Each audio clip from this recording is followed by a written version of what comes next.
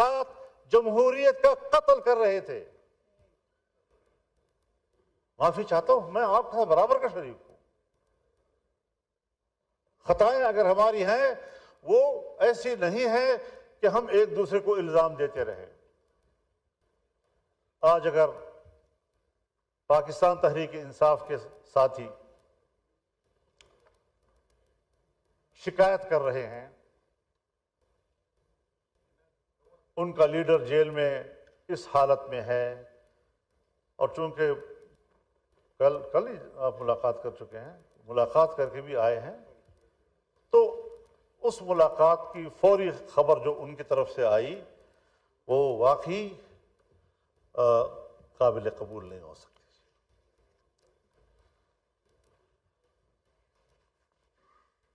جلسے اجتماعات وہ ایک جمہوری حقوق ہیں، اگر جمہوری حقوق میں کے دائرے میں کوئی فیصلہ کرتا ہے، جلسہ کرتا ہے، اس کو جلسے کا حق ہے۔ لیکن میں ایک بات واضح کر دینا چاہتا ہوں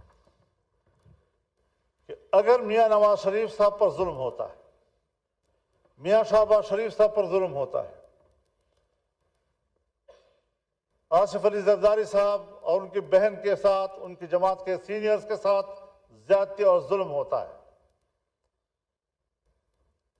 اور میں ان کے ساتھ شانہ بشانہ کھڑا ہوں، ان کے خلاف ہونے والے ہر قدم پر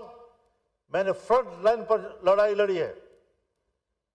اگر میں اس وقت آپ کے اوپر ہونے والے مظالم میں آپ کے شانہ بشانہ تھا تو میں آج بھی عمران خان پر ہونے والی سختیوں کی مذمت کروں گا۔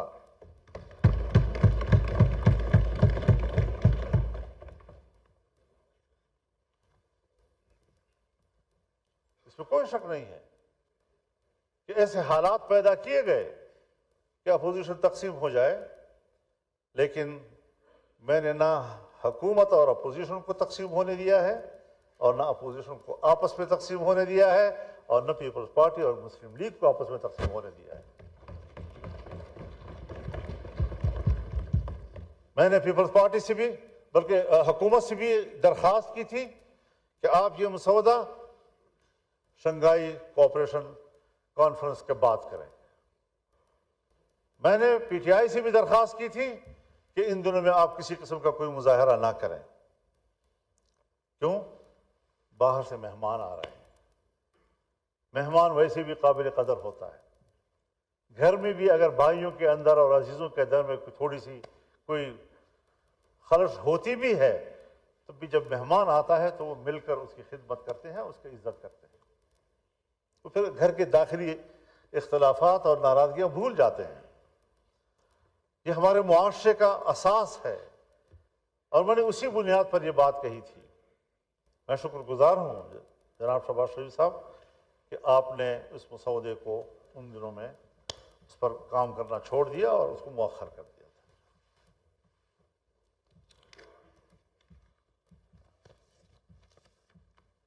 ان کاوشوں سے اور ان تبدیلیوں سے اس آئینی ترمیم کا جو مفہوم اور جس کا تصور تھا وہ مکمل تبدیل ہو گیا۔ ابتدائی مسودے کا تصور بالکل مختلف تھا، اور اب جو چیز ہم پاس کر رہے ہیں اس کا تصور اس سے بالکل مختلف ہے، اور اس صورت میں ہمیں کسی قیمت پر قابل قبول نہیں تھا، اور آج ہم متفقہ طور پر اس کو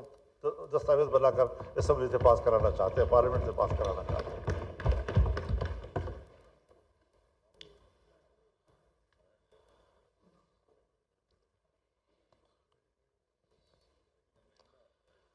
ہم آج بھی ایک بات کہنا چاہتے ہیں کہ عدالت کی تشکیل کے حوالے سے ہر چند کہ میں نے ایک آئینی عدالت کی بات کی تھی، لیکن جتنے بھی ہم نے محنت کی اور کوشش کی اور مختلف سٹیک ہولڈرز کے ساتھ بات کی، اس تصور پر اتفاق نہیں آ رہا تھا۔ کوئی کہہ سکتا ہے کہ وہ آئیڈیل ہے، اس طرح ہونا چاہیے۔ میں آج بھی اس نظریے کے ساتھ جنگ نہیں لڑ رہا ہوں، لیکن یہ جمہوریت ہے، انقلاب نہیں۔ انقلاب میں آپ یک لخت نظام کو تبدیل کرتے ہیں، لیکن جمہوریت میں آپ تدریجی اصلاحات کی طرف جاتے ہیں، تدریجی طور پر آپ اصلاحات لاتے ہیں۔ اس میں جن چیزوں کے ہم کافی عرصے سے اس قابل نہیں تھے کہ کر سکیں، آج ہم بڑی مشکل سے وہاں پہنچے ہیں کہ جو ہم نہیں کر سکتے تھے آج ہم کر پا رہے ہیں۔ اس حوالے سے میں یہ بھی عرض کرنا چاہوں گا کہ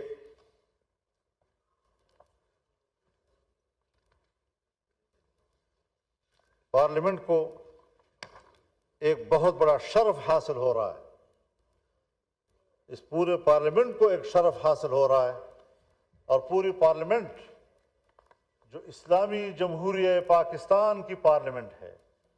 اور پاکستان کے عوام جس کی اکثریت مسلمانوں کی ہے، جو دو قومی نظریے کی بنیاد پر ہمارے وجود میں آیا تھا، اور آج وہ فیصلہ دے رہی ہے کہ 2028 کے بعد ملک کے اندر ہر طرح کے سودی کاروبار اور معاملات یہ ممنوع ہوں گے اور کاروبار سود سے پاک ہوں گے۔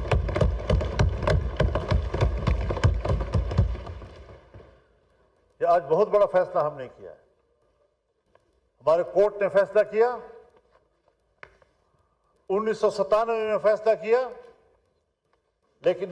نظر ثانی کیسوں کے نتیجے میں آج تک اس کے کوئی فیصلہ نہیں آ سکا۔ ابھی پھر شریعت کورٹ نے اس کے حوالے سے فیصلہ کیا، لیکن کمرشل بینک، عام بینک، وہ دوبارہ نظر ثانی میں چلے گئے، اور وہ اتنی کمزور عدالت ہے ہماری شریعت کورٹ کہ اس کے خلاف کوئی درخواست دے دے تو ان کا فیصلہ معطل ہو جاتا ہے۔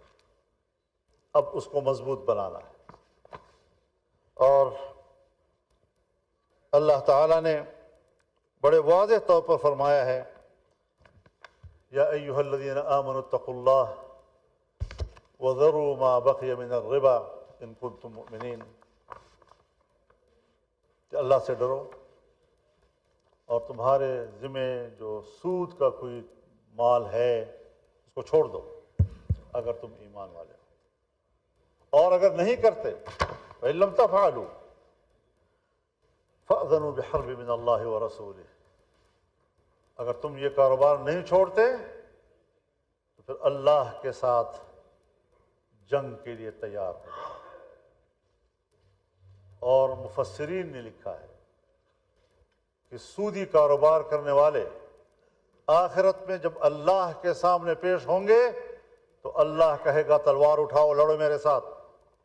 جنگ کرو میرے ساتھ اگر تیرے اندر ہمت ہے تو۔ کیا وہ اللہ کے سامنے تلوار اٹھا سکے گا؟ لیکن اللہ اسی پر اس کو شرمندہ کرے گا اور ذلیل کرے گا کہ تم نے دنیا میں سودی کاروبار کیا تھا، اب اٹھاؤ نا تلوار، میں نے تو تیرے خلاف جنگ کا اعلان کر دیا تھا۔ تو اس حوالے سے میں شکر گزار ہوں کہ حکومت میں شامل تمام جماعتوں نے ہمارے اس ترمیم کو قبول کر لیا ہے، اور ہم اللہ سے من حیث القوم معافی مانگیں، اور یہ پارلیمنٹ قوم کی نمائندہ ہے۔ ہم جب یہاں پر بیٹھ کر اس 77 سالوں کا جرم اس پر اللہ سے معافی مانگیں گے تو اللہ غفور الرحیم ہے، انشاءاللہ وہ پورے قوم کو معاف کر دے گا۔ ہر بات، یعنی آپ خود اندازہ لگائیں، جب پاکستان بنا اور ہم نے اسٹیٹ بینک آف پاکستان بنایا تو اسٹیٹ بینک آف پاکستان کی افتتاحی تقریب سے قائد اعظم محمد علی جناح نے خطاب کرتے ہوئے فرمایا